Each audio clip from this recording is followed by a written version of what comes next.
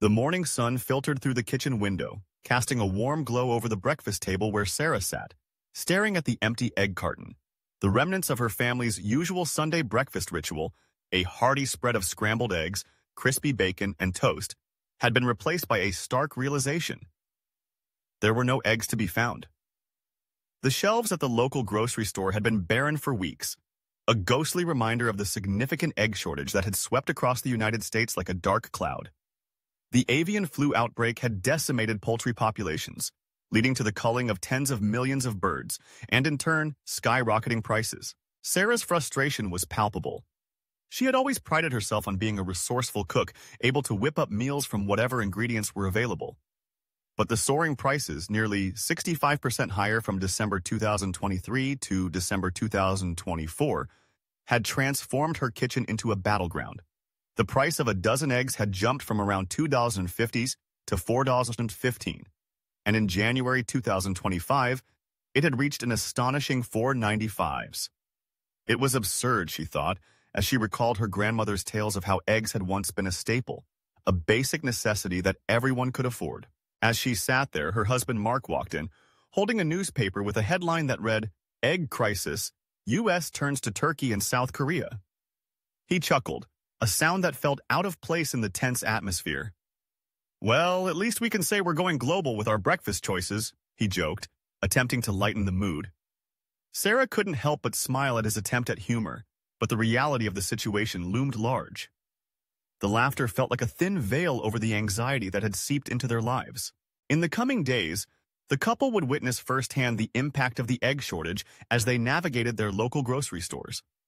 Each visit became an exercise in futility, with empty shelves serving as a reminder of the avian flu's devastating effect on the poultry industry.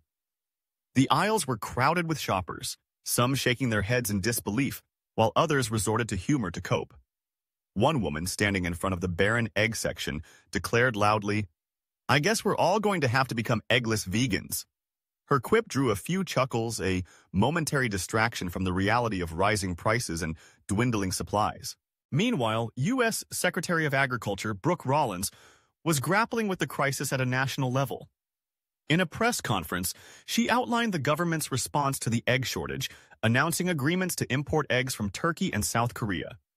The decision was met with mixed reactions.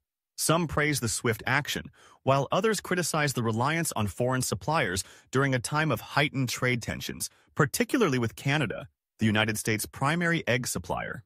The relationship between the U.S. and Canada had become increasingly fraught in recent years, particularly following the tumultuous trade policies implemented during Donald Trump's administration. Sylvain Charlebois, an agri-food industry expert, weighed in on the situation, highlighting the sensitivity of the issue among producers. "Eggs are a fundamental part of our agricultural landscape," he explained. "The uncertainty in the market is palpable, and producers are feeling the pressure to adapt." Charlebois pointed out that Canada had historically been the largest supplier of eggs to the U.S., but the ongoing trade tensions had complicated matters. With fluctuating tariffs and retaliatory measures, the intricacies of their economic ties had become a double-edged sword. There was a desire to support neighbors, yet the geopolitical challenges loomed large, casting a shadow over the agricultural sector. As the crisis deepened, Sarah and Mark found themselves increasingly frustrated with the situation. They began to explore alternatives, searching for local farms that might still have eggs available. Their weekends turned into treasure hunts, driving from one farm to another, only to be met with sold-out signs. Each failed attempt only fueled their determination, but it was also exhausting. The couple found themselves reminiscing about simpler times when eggs were just a staple, not a luxury. One Saturday, they visited a small farm on the outskirts of town, where they were greeted by an elderly farmer named Mr. Thompson. He was a kind man with weathered hands and a twinkle in his eye. "I wish I could help you," he said, shaking his head. "But like everyone else, I've had to cull my flock. The avian flu hit us hard." His words resonated with Sarah, who could see the weight of the crisis etched on his face. It was not just about eggs. It was about livelihoods, families, and the intricate web of connections that bound them all together. The couple returned home that day empty-handed, but with a newfound appreciation for the challenges faced by local farmers. As they sat down for dinner, They discussed the broader implications of the egg shortage. They realized that the issue extended beyond their own kitchen. It was a reflection of a larger system in distress, one that was interconnected with international trade dynamics and domestic agricultural policies. The following week, the news cycle shifted as reports emerged about the U.S. government's efforts to negotiate with Canada for egg imports, despite the ongoing trade tensions. It was a complicated dance, with both nations navigating their interests while trying to maintain a semblance of cooperation. The irony was not lost on Sarah and Mark. They were caught in the crossfire of a geopolitical struggle, all for the sake of breakfast. As the months passed, the egg shortage continued to dominate conversations across the country. Social media was flooded with memes and parodic expressions of the situation. One viral video featured a man dressed as a giant egg, lamenting the high prices while dancing to a catchy tune. It was a humorous take on a serious issue, but it also highlighted the absurdity of the crisis. People were finding ways to cope, to laugh in the face of adversity, but the underlying tension remained. In the midst of this, Charlebois offered insights into the evolving market. "We need to find a balance," he stated during a panel discussion. "Supporting local producers is crucial, but we also need to be pragmatic about our dependencies on other countries. The egg market is a reflection of our larger agricultural system, and we must navigate these waters carefully." His words echoed the sentiments of many who were grappling with the complexities of food production in a globalized world. As the situation unfolded, the U.S. began to look beyond its borders for solutions. European markets became a focal point, with discussions about importing eggs from countries like the Netherlands and France.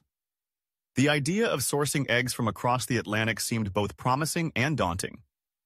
Would these imports alleviate the shortage, or would they add another layer of complexity to an already intricate web of trade relations? Sarah and Mark watched the developments with a mixture of hope and skepticism. They had become more than just consumers. They were active participants in a larger narrative that intertwined their daily lives with global economics. The egg shortage had forced them to confront the fragility of the food supply chain and the interconnectedness of nations. As spring approached, the weather began to warm, and with it came a sense of renewed optimism. Reports indicated that the avian flu outbreak was beginning to stabilize, and poultry farmers were cautiously optimistic about rebuilding their flocks. Sarah and Mark followed the news closely, hoping for a return to normalcy. They longed for the day when they could walk into a grocery store and find eggs on the shelves without hesitation. In the meantime, they continued to explore local options, seeking out farmers markets and community-supported agriculture programs.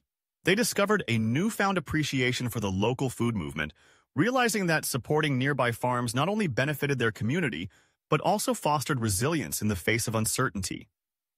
It was a small but meaningful step toward reclaiming their connection to the food they consumed. As winter melted into spring, the couple finally received good news.